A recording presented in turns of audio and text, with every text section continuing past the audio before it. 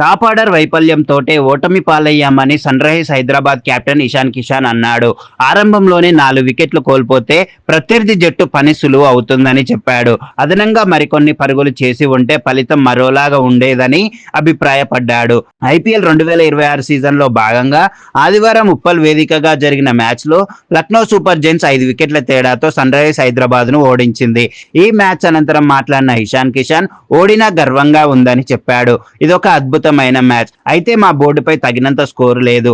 అయినా మా బౌలర్లు అద్భుతంగా పోరాడారు. మా ప్రణాళికకు తగ్గట్లు బౌలింగ్ చేశారు. మా ఫీల్డర్లు కూడా సత్తా చాటారు. కానీ ఇలాంటి లో స్కోర్ గేమ్స్ లో 1-2 బౌండరీలు అటు ఇటు అయితే మ్యాచ్ స్వరూపమే మారిపోతుంది. ఏదేమైనా ఈ మ్యాచ్ లో మేము పోరాడిన తీరు పట్ల సంతోషంగా ఉన్నాను. బ్యాటింగ్ లో మేము 100% మెరుగవ్వాలి.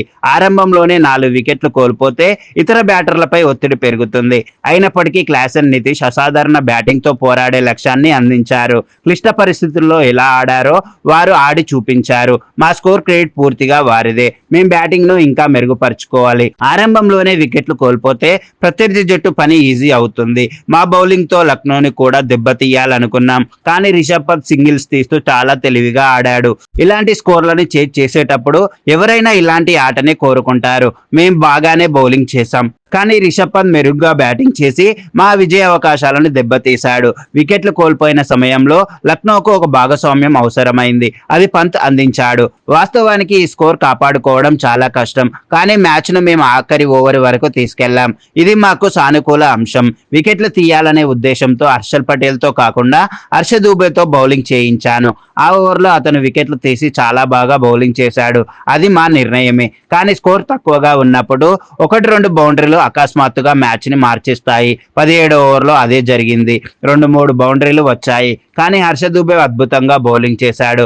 అప్కమింగ్ మ్యాచ్ల్లో అతను ఇదే తరహాలో బౌలింగ్ చేయాలని కోరుకుంటున్నాం.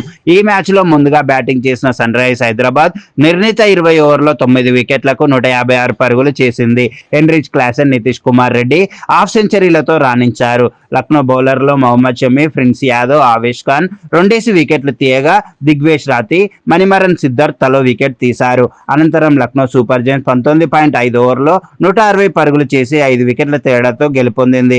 రిషబ్ పంత్ అజేయ హాఫ్ సెంచరీతో రాణించగా ఎయిడెన్ మార్క్రమ్ పర్వాలేదనిపించాడు. సన్ రైజర్స్ హైదరాబాద్ బౌలర్లో హర్ష దూబే 2 వికెట్లు తీయగా ఇషాన్ మలింగ, శివాంగ్ కుమార్ చెరో వికెట్ తీశారు.